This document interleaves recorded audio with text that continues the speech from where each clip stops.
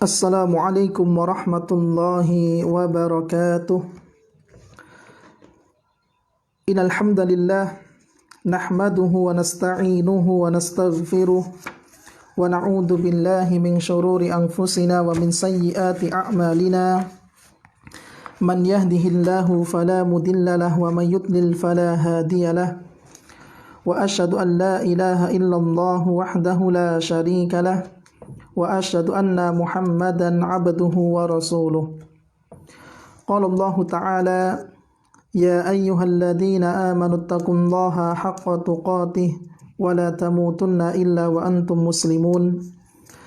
Ya ayyuhan nasu taqu rabbakumul ladzi khalaqakum min nafsin wahidah wa khalaqa minha zawjaha wa batha minhuma rijalan katsiran wa nisaa'a wattaqullaha alladzi tasaaluna bihi wal arham innallaha kana 'alaikum raqiba.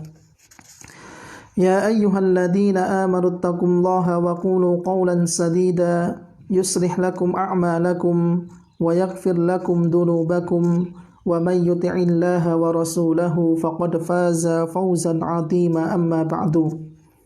Allahumma salli ala Muhammadin wa ala alihi wa ashabihi wa man tabi'ahum bi ihsanin ila yaumiddin wa ba'du. Ma'asyiral muslimin wal muslimat rahimani wa rahimakumullahu jami'an. Alhamdulillah, kita bersyukur kepada Allah Subhanahu wa taala yang mana pada pagi hari ini Allah Subhanahu wa taala masih memudahkan kita untuk senantiasa mempelajari ilmu agama. Mudah-mudahan Allah Subhanahu wa taala memahamkan kita kepada ilmu agama kita ini, karena ini merupakan kebaikan yang dikehendaki oleh Allah Subhanahu wa taala pada setiap hambanya. Para ikhwan dan akhwat rahimani wa rahimakumullah, pada pertemuan yang sebelumnya kita telah bahas tentang beberapa permasalahan yang berkaitan tentang talak. Ya. Dan kita sudah jelaskan ada beberapa hal yang menjelaskan bahwa di sana ada berbagai macam bentuk talak. Ada talak bain, ada talak raj'i. Ya. Talak raj'i adalah talak yang masih bisa dirujuk oleh suaminya. Ya. Talak raj'i adalah talak yang terjadi pada talak yang pertama dan yang kedua. Ketika seorang suami ingin merujuk istrinya dan dia masih berada di dalam masa iddahnya, maka tidak memerlukan akad dan mahar baru. Kemudian jenis talak yang kedua adalah talak bain. Talak bain adalah talak yang mana seorang suami tidak bisa merujuk istrinya, dan talak bain terbagi menjadi dua. Ada talak bain sughra, ada talak bain kubra. Baik, insyaallah pada pagi hari ini kita akan melanjutkan pembahasan kita, yaitu tentang rujuk. Ya. Setelah kita bahas tentang talak, maka kita bahas tentang rujuk. Rujuk adalah mengembalikan istri yang telah ditalak, ya, bukan dengan talak bain, ke dalam pernikahan tanpa akad nikah yang baru. Ya, jadi ketika ada seorang suami ingin merujuk, ingin mengembalikan istrinya agar dia masih berada di dalam ikatan pernikahan yang sah, ya, maka ketika rujuknya ini, ketika suami ingin merujuk istrinya, dan ini bukan merupakan talak bain tetapi talak raj'i, ya, maka ini tidak disyaratkan adanya akad dan mahar baru. Dan rujuk tidak memerlukan wali, mahar, persetujuan istri dan izin dari walinya. Dan rujuk adalah hak suami. Ya, ini sebagaimana firman Allah Subhanahu wa taala, wa bu'ulatuhunna ahaqqu biraddihinna. Ya, dalam surat Al-Baqarah ayat yang ke-228. Kata Allah, dan suami-suami mereka lebih berhak untuk merujuknya. Ya. Kemudian di sana ada syarat sah rujuk. Yang pertama adalah istri yang ditalak telah dijimai sebelumnya. Jika suami mentalak istrinya yang belum pernah dijimai, maka suami tersebut tidak berhak untuk merujuknya. Ini pendapat ijma' para ulama, yaitu ulama bersepakat bahwa istri yang bisa dirujuk adalah istri yang telah dijimai sebelumnya. Ya, kalau seandainya ada suami yang setelah akad nikah kemudian langsung mentalak istrinya, ya, kan ini istrinya belum dijimai, maka yang seperti ini tidak berhak untuk merujuknya. Kemudian syarat rujuk yang kedua adalah talak yang dijatuhkan di bawah talak 3. Ya. Sebagaimana yang kita bahas kemarin bahwa talak terbagi menjadi 2, ada roj'i, ada bain. Ya. Adapun talak yang masih bisa dirujuk oleh suami yaitu talak yang di bawah talak 3. Ya. Misalnya ketika talak pertama, ya, setelah ditalak kemudian istri menjalankan masa iddahnya. Ya, istri menjalankan masa iddahnya. Di tengah-tengah masa iddahnya, sebelum masa iddahnya habis, kemudian seorang suami merujuk istrinya, maka tidak memerlukan akad dan mahar baru. Ya. Tetapi kalau seandainya masa iddahnya ini habis, maka suami seperti orang lain. Ya. Maka ini disebut dengan talak bain sugro. Ya, tetapi seorang suami masih boleh untuk merujuk istrinya meskipun dengan pernikahan dan mahar baru. Ya, adapun talak bain kubro maka ini tidak diperbolehkan. Ya, sampai seorang istri dinikahi oleh orang lain kemudian dijimai kemudian diceraikan. Ya, ini apabila terjadi talak 3, yaitu talak bain kubro. Kemudian yang ketiga adalah talak yang terjadi tanpa tebusan. Ya, talak yang terjadi tanpa tebusan artinya bukan disebabkan karena khulu. Ya, gugatan cerai dari pihak istri. Kemudian yang keempat, rujuk dilakukan pada masa iddah dari pernikahan yang sah. Jika masa iddah istri telah habis, maka suami tidak berhak untuk merujuknya. Ini adalah ijma' para ulama fikih. Ya. Jadi istilah rujuk ini hanya berlaku ketika seorang istri menjalankan masa iddahnya setelah ditalak oleh suaminya. Misalnya seorang istri ditalak suaminya, maka berjalanlah masa iddahnya, yaitu 3 kali masa haid misalnya. Kemudian setelah itu sebelum 3 kali masa haid selesai, kemudian suami merujuknya, maka ini yang dimaksud dengan istilah rujuk. Adapun ketika masa iddahnya itu sudah selesai, ya, maka suami seperti orang lain. Maka akadnya kemudian maharnya harus yang baru, ya. Baik. Kemudian tata cara rujuk. Tata cara rujuk atau rujuk dapat dilakukan dengan ucapan maupun perbuatan. Ya, misalnya ada seseorang yang ingin rujuk, kemudian dia mengucapkan kepada istrinya, "Wahai istriku, aku merujukmu. Wahai istriku, aku kembali kepadamu." Maka dengan hal seperti ini sah, ya. Maka rujuknya sah. Rujuknya teranggap. Kemudian yang kedua berupa perbuatan. Ya, misalnya ada seorang suami menyentuh atau menjimai istrinya, ya, atau mencium istrinya dengan syahwat, maka perbuatan semacam ini ketika diniatkan untuk rujuk, maka ini rujuknya sah. Ya, ini sebagaimana pendapat yang dipilih oleh Syekhul Islam Ibnu Taimiyah, Imam Malik, Imam Ahmad dan Ishaq. Ya. Jadi tata cara rujuk bisa ditempuh dengan 2 cara. Yang pertama adalah dengan ucapan, kemudian yang kedua dengan perbuatan. Baik, di sini ada beberapa poin catatan sebagai pelengkap pembahasan kita tentang rujuk. Yang pertama, niat talak yang belum diucapkan, maka ia belum dianggap sebagai talak. Ini pendapat jumhurul ulama. Ya, jadi misalnya ada seseorang yang terbersit di dalam hatinya untuk menceraikan istrinya. Selama talak itu belum terucap, belum dilafadzkan, maka talaknya tidak dianggap sebagai talak. Ya, niat di dalam hati ini tidak dianggap sebagai talak. Ya, ini berdasarkan riwayat dari Abu Hurairah, Nabi SAW bersabda, "Innallaha tajawaza an ummati ma haddathat bihi anfusaha ma lam ta'mal au tatakallam." Ya, sesungguhnya Allah memaafkan dari umatku apa yang terbersit di dalam hatinya selama belum dilakukan atau diucapkan. Jadi selama itu masih berupa niat di dalam hati, maka tidak dianggap sebagai talak.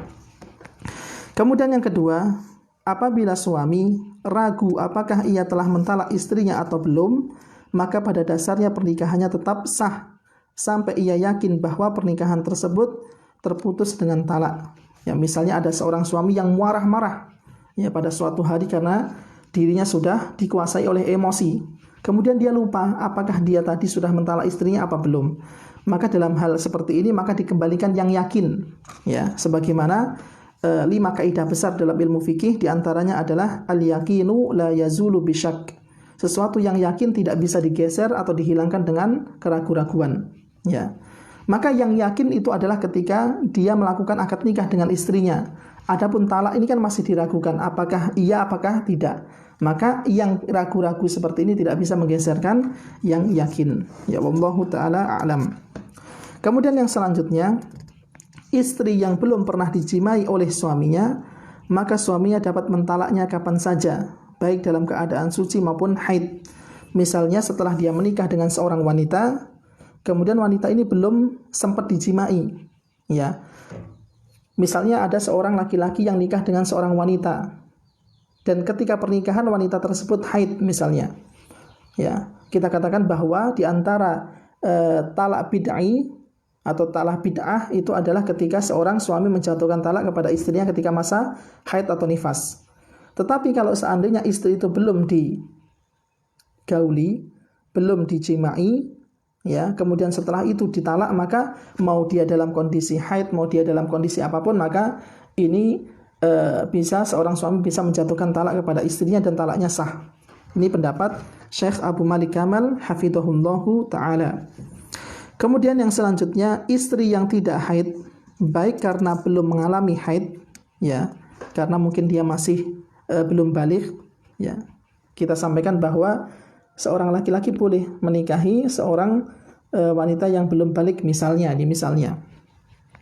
Ya, jadi kalau seandainya istri tidak haid karena belum mengalami haid atau karena sudah tidak haid yaitu menopause, maka suami dapat mentalaknya kapan saja. Ya. Kemudian yang selanjutnya, apabila suami mentalak istrinya dengan tulisan, misalnya dengan SMS atau dengan WA, ya pada zaman kita sekarang ini, maka apabila talak itu memang diniatkan untuk mentalak, maka jatuh talaknya. Misalnya ada seorang suami yang berada di luar negeri, kemudian karena mungkin komunikasi dengan istrinya tidak terlalu bagus, akhirnya suami mentalak istrinya dengan tulisan WA atau mungkin dengan SMS. Kalau memang suami dari tulisan ini meniatkan untuk mentalak, maka jatuhlah talak. Ya, maka jatuhlah talak ini sebagaimana pendapat dari jumhurul ulama, Imam Malik, Al-Lais, Imam Asy-Syafi'i rahimahullahu taala. Kemudian yang selanjutnya, apabila seorang suami mengatakan kepada istrinya, engkau haram bagiku, maka ucapan tersebut tidak termasuk talak selama suami tidak berniat untuk mentalaknya. Ya, namun suami wajib membayar kafarah zihar. Ya, jadi kalau seandainya ada seorang suami yang mengatakan engkau haram bagiku, maka lafaz seperti ini ya selama tidak diniatkan untuk mentalak maka tidak jatuhlah talak kepada istrinya. Ya, tetapi meskipun dia tidak meniatkan untuk mentalak istrinya, maka dia harus wajib membayar kafarah zihar. Ya, kafarah zihar kita sebutkan pada footnote di bawah ini, yaitu dengan cara memerdekakan budak atau berpuasa 2 bulan berturut-turut atau memberikan 60 orang miskin sebagaimana yang ditetapkan oleh Allah dalam surat Al-Mujadilah ayat yang ketiga sampai yang keempat. Baik, selanjutnya, apabila seorang suami menggantungkan talak istrinya pada suatu perbuatan dan suaminya bermaksud untuk mentalaknya, kemudian perbuatan tersebut terjadi karena lupa atau terpaksa, maka talak tersebut tetap jatuh, dan ini pendapat jumhurul ulama. Misalnya ada seseorang laki-laki yang ingin mentalak istrinya tetapi dengan syarat, ya, dengan digantungkan kepada sesuatu. Misalnya, wahai fulanah, ya, misalnya ada seorang suami mengatakan, wahai istriku, kalau seandainya engkau berani-berani keluar dari rumah atau pergi ke pasar, maka maka jatuhlah talakku kepadamu. Ya. Kemudian seorang istri setelah itu lupa. Ya, kalau suaminya itu pernah mengatakan hal demikian. Kemudian istri lupa, dia pergi ke pasar atau mungkin keluar dari rumah. Maka dalam keadaan seperti ini talaknya tetap jatuh. Ya, sebagaimana pendapat jumhurul ulama. Kemudian apabila seorang suami menggantungkan talaknya kepada sebuah syarat, maka istrinya tetap halal baginya selama syarat tersebut belum terpenuhi. Misalnya digantungkan dengan keluar dari rumah atau pergi ke pasar tadi, ya selama istri itu masih tetap di dalam rumah dan tidak pergi ke pasar, maka maka wanita tersebut tetap masih teranggap sebagai istri laki-laki tersebut. Kemudian apabila seorang suami menggantungkan talaknya dengan sebuah syarat, maka talak tersebut jatuh dengan terwujudnya syarat yang pertama kali. Misalnya ada seorang suami tadi, ya, mengatakan kepada istri, wahai istriku, kalau seandainya engkau pergi ke pasar, maka jatuhlah talakku, ya, kepadamu. Ya.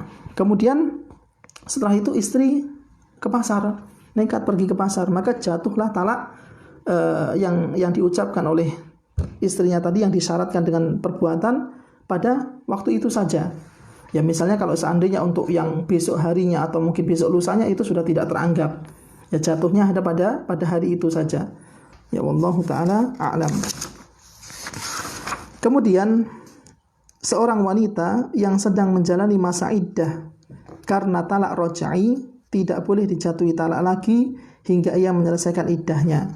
Ya, ini pendapat Syekhul Islam Ibnu Taimiyah rahimahullahu taala. Ya, meskipun ini terjadi perselisihan di kalangan para ulama. Misalnya ada seorang wanita yang ditalak satu oleh suaminya, kemudian dia menjalankan masa iddahnya. Ya, sebelum masa iddahnya ini selesai, maka seorang suami tidak boleh mentalak istrinya. Ya, mentalak lagi, misalnya ketika masa iddah ditalak lagi untuk yang kedua kalinya, tidak diperbolehkan. Meskipun ini terjadi perselisihan di kalangan para ulama. Kemudian dianjurkan untuk menghadirkan 2 orang saksi ketika melakukan talak dan rujuk. Ya, agar orang lain itu menyaksikan bahwa suami telah merujuk istrinya atau suami telah mentalak istrinya. Ya, dalam seperti ini dapat menjaga hak-hak dan untuk mencegah adanya pengingkaran dari pihak suami maupun istri. Ya, ini sebagaimana firman Allah dalam surat At-Tolak ayat yang kedua. Kemudian apabila suami mentalak istrinya yang sudah pernah jima dengannya, kemudian terjadi perpisahan antara keduanya, maka disunahkan bagi suami untuk memberikan mut'ah, yaitu kenang-kenangan, ya, kepada mantan istrinya tersebut untuk menyenangkan hatinya. Ya, maka perlu kita jelaskan bahwa jenis mut'ah, ya, kenang-kenangan yang diberikan kepada dari seorang suami kepada istrinya itu terbagi menjadi 3 jenis. Yang pertama adalah mut'ah istri yang diikat dengan ikatan pernikahan. Ya. Yaitu mut'ah istri yang diikat dengan akad nikah tetapi tidak disebutkan maharnya ketika akad. Ya, ada model mut'ah yang diberikan kepada istri ketika akad nikah, mahar istri itu tidak disebutkan. Kemudian suami mentalaknya, maka istri tidak dapat mahar tapi dapat mut'ah. Ini kalau seandainya ketika akad maharnya disebutkan, ketika akad maharnya tidak disebutkan, kemudian setelah akad si istri dicerai oleh suaminya, ya, maka yang didapatkan bukan mahar tetapi yang didapatkan adalah mut'ah, kenang-kenangan. Ya, kalau seandainya maharnya tidak disebutkan ketika akad. Ini jenis yang pertama, mut'ah yang diterima oleh istri. Kemudian mut'ah yang dikeluarkan setelah suami mentalak istrinya dan benar-benar terpisah. Setelah iddah selesai tidak dirujuk, maka dianjurkan untuk memberikan mut'ah. Misalnya ada seorang suami mentalak istrinya, kemudian ketika masa iddahnya juga nggak dirujuk. Ya, setelah masa iddahnya selesai kan suami benar-benar berpisah dari istrinya. Maka yang hal seperti ini suami dianjurkan, ya, atau disunnahkan untuk memberikan kenang-kenangan kepada istrinya.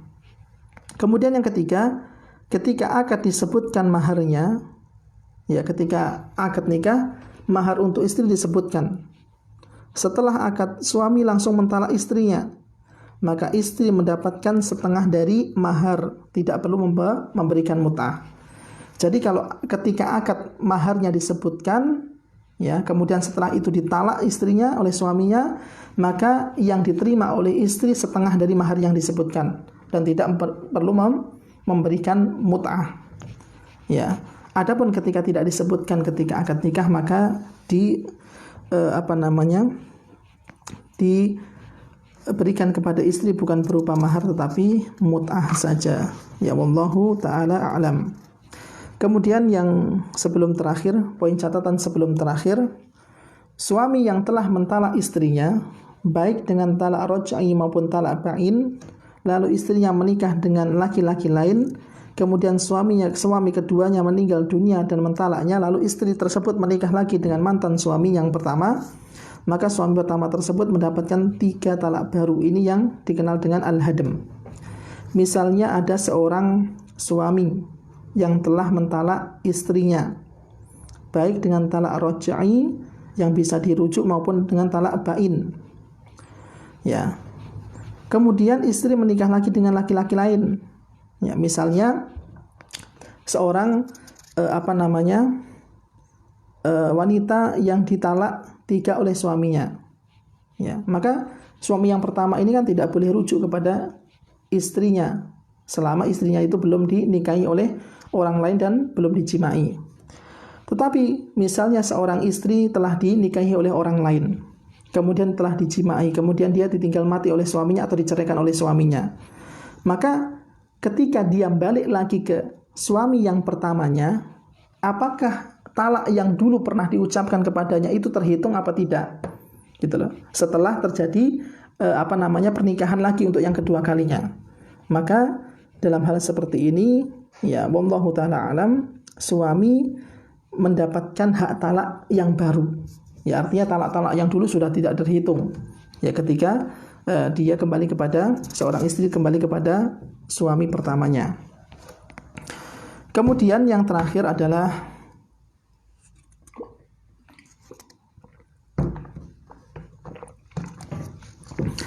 apabila ada suami istri yang kafir, ya, ada pasangan yang kafir dan suami tersebut pernah menjalurkan talak kepada istrinya, lalu keduanya masuk Islam, maka setelah masuk Islam suaminya tersebut mendapatkan 3 talak baru. Misalnya ada seorang istri, sepasang suami istri.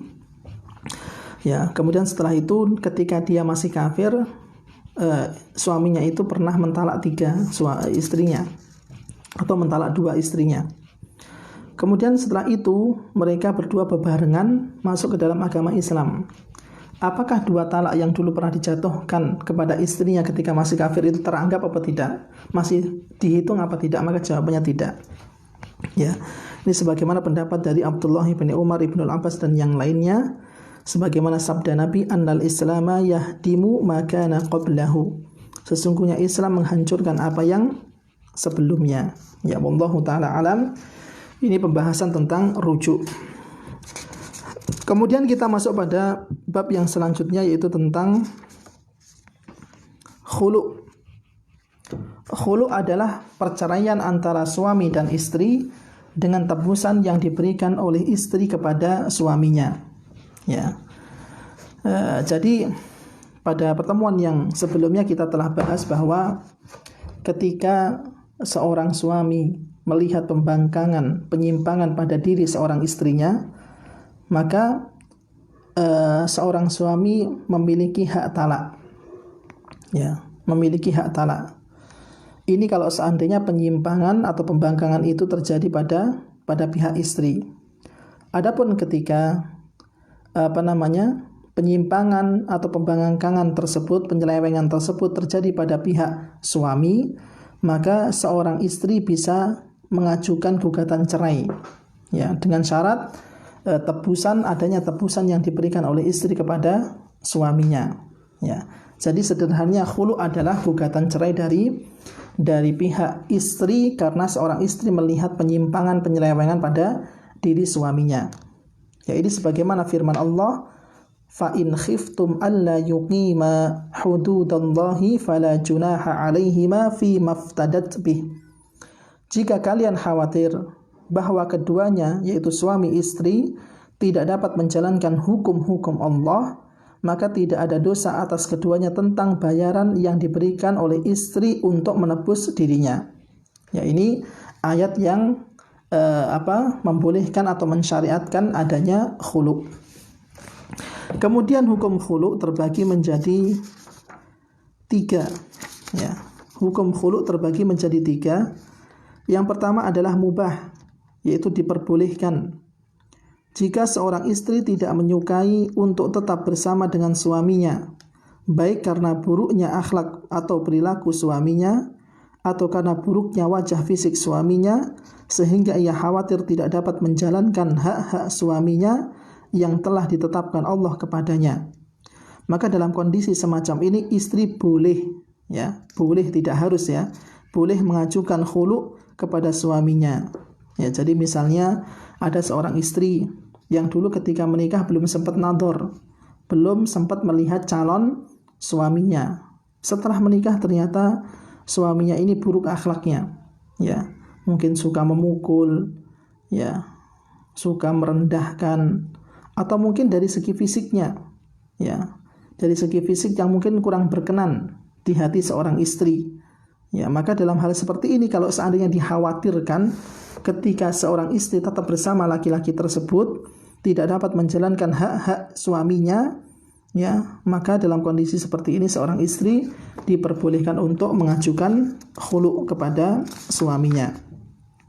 Jadi sebagaimana kisah tentang istri Sabit bin Qais bin Syammas, ketika istri Sabit bin Qais datang kepada Nabi SAW kemudian berkata, "Ya Rasulullah, ma anqimu ala thabitin fi dinin wala khuluqin." Wahai Rasulullah, aku tidak membenci Thabit bin Qais karena agama dan akhlaknya, illa anni akhaful kufra. Ya, akan tetapi aku membenci kekufuran. Khawatir kalau seandainya aku tetap bersama Sabit bin Qais akan menjerumuskan diriku pada kekufuran. Maka kata Nabi, fataruddina alaihi hadiqatahu, wahai fulanah, ya, yaitu istri Sabit bin Qais, apakah engkau bersedia mengembalikan kebunnya kepadanya, kebunnya kepadanya? Maka kata wanita tersebut, na'am, faraddat alaihi wa amarahu wa faraqaha. Ya. Kemudian wanita tersebut menjawab, "Iya wahai Rasulullah, aku bersedia." Maka Rasulullah memerintahkan Sabit bin Qais radhiyallahu anhu untuk menceraikannya. Ya, maka dari hadis ini para ulama mengambil kesimpulan bahwa ketika seorang istri tidak menyukai untuk tetap bersama suaminya karena buruk akhlaknya atau buruk dari fisiknya, maka seorang istri boleh mengajukan gugatan cerai kalau seandainya kebersamaan dia dengan suaminya ini bisa melalaikan hak-hak suaminya. Kemudian yang kedua adalah mustahab jika suami melalaikan hak-hak Allah, seperti suami meninggalkan sholat, melakukan hal-hal yang dapat membatalkan keislaman, yang semisalnya, maka istri dianjurkan mengajukan khulu. Ini pendapat ulama Hanabilah. Ya. Kemudian hukum yang ketiga adalah haram. Jika istri mengajukan khulu kepada suaminya bukan karena alasan syar'i.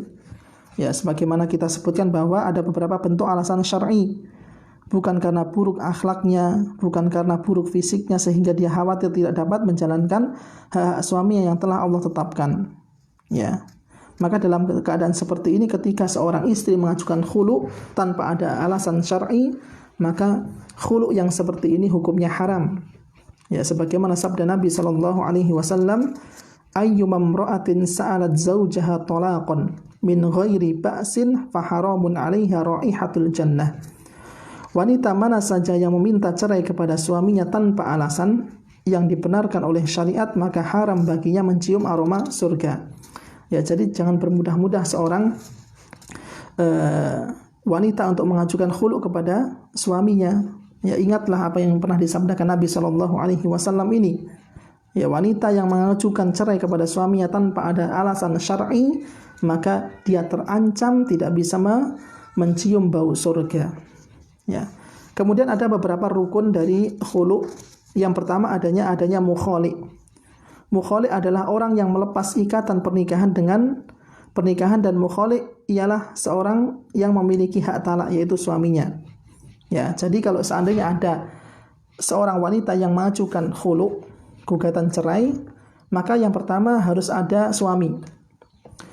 Kemudian yang kedua adanya mukhtali'ah, yaitu orang yang mengajukan khulu, yaitu seorang istri. Dan syarat mukhtali'ah ada dua. Yang pertama adalah ia adalah istri secara syar'i, bukan bagi mukhali. Ya, artinya istri secara syar'i bagi mukhali, yaitu suami yang memiliki hak talak. Ya. Kemudian yang kedua, ia mampu untuk menggunakan hartanya. Ya. Jadi seorang istri dia adalah orang yang baligh, yang berakal dan memiliki kedewasaan sehingga ia mampu untuk menggunakan hartanya. Jadi misalnya kalau ada seorang wanita yang belum baligh, yang masih kecil, ya, menggugat cerai, mengajukan gugatan cerai kepada suaminya, maka yang seperti ini tidak teranggap. Artinya tidak diperhitungkan khulu'nya. Kemudian yang ketiga, rukun yang ketiga dari khulu adanya iwad. Harta yang diambil oleh suami dari istri sebagai tebusan. Karena ia melepaskan istrinya semua yang sah untuk mahar, maka ia sah pula untuk iwad. Diperbolehkan memberikan kadar iwad di atas atau di bawah mahar jika kedua belah pihak suami dan istri sama-sama ridho. Ya, tetapi suami tidak mengambil iwad melebihi dari kadar mahar yang dulu telah ia berikan kepada istrinya tersebut. Ya, jadi rukun yang ketiga, ya, diperbolehkannya khulu adanya iwad. Ya, adanya harta yang diambil oleh suami dari pihak istrinya. Ya, misalnya dulu suaminya memberikan mahar kepada istrinya 500.000. Maka tebusan, ya, uang ganti yang diberikan istri kepada suaminya ini bisa berada di atas atau di bawah maharnya dulu. Ya, misalnya 300.000 atau mungkin 700.000. Tetapi memang hendaknya suami tidak mengambil iwad melebihi dari kadar maharnya dulu. Ya. Jadi misalnya kalau maharnya 500.000, maka ya dianjurkan untuk tidak lebih dari 500.000. Ya, pertanyaannya kalau misalnya ada seorang wanita yang miskin, ya, dan suaminya adalah orang yang kaya. Ya, kemudian suaminya ketika istrinya mengajukan khulu kepada suaminya, ya mungkin suaminya karena orang kaya, ya apa artinya uang 300.000, apa artinya uang 500.000. Kemudian seorang suami merelakan, udah, ya kalau memang kamu mau cerai denganku, ya maka tidak usah pakai iwad. Ya sudah, saya ikhlaskan atau saya ridhokan iwadnya untukmu, nggak usah bayar. Apakah ini diperbolehkan atau tidak? Maka jawabannya tidak diperbolehkan. Meskipun seorang suami adalah orang yang kaya. Ya karena ini menjadi rukun. Ya rukun-rukun khulu yang harus dipenuhi. Ya wallahu taala alam. Kemudian yang terakhir adalah adanya sigha khulu. Ya. Sigha khulu ini tidak ada lafadz khusus, ya. Jadi lafadz apapun, tidak seperti talak. Kalau talak ada lafadz yang sharih, ada lafadz kinayah. Tetapi kalau untuk khulu, maka ini lafadz apapun. Ya misalnya aku telah menghulukmu, aku telah memisahkanmu, dan semisalnya. Ya intinya pada perkara khulu maka ini tidak ada lafadz yang dikhususkan. Ya wallahu taala alam. Ini adalah dua pembahasan yang berkaitan tentang rujuk dan khulu. Ya. Maka kalau mau kita sederhanakan bahwa di dalam syariat agama Islam ini ada istilah talak, kemudian khulu, kemudian fasakh. Kalau talak ini gugatan cerai dari pihak suami. Kalau khulu gugatan cerai dari pihak istri. Kalau fasakh maka ini gugatan cerai dari pihak hakim, ya pihak sultan. Ya. Baik, mudah-mudahan apa yang kita bahas pada pagi hari ini bermanfaat. Ya, insyaallah kita menyisakan adanya dua 2 atau 3 bab ya. 2 atau 3 bab lagi. Ya. Setelah pembahasan ini, pada pertemuan yang selanjutnya insya Allah kita akan bahas tentang iddah, kemudian li'an dan hadonah. Ya. Maka setelah 3 pembahasan ini, ya alhamdulillah kita sudah menghatamkan atau mengkaji bersama, yaitu hal-hal yang berkaitan dengan fikih munakahat. Ya. Kita akhiri dengan doa kafaratul majlis. Subhanakallahumma wa bihamdika asyhadu an la ilaha illa anta astaghfiruka wa atubu ilaik. Wassalamualaikum warahmatullahi wabarakatuh.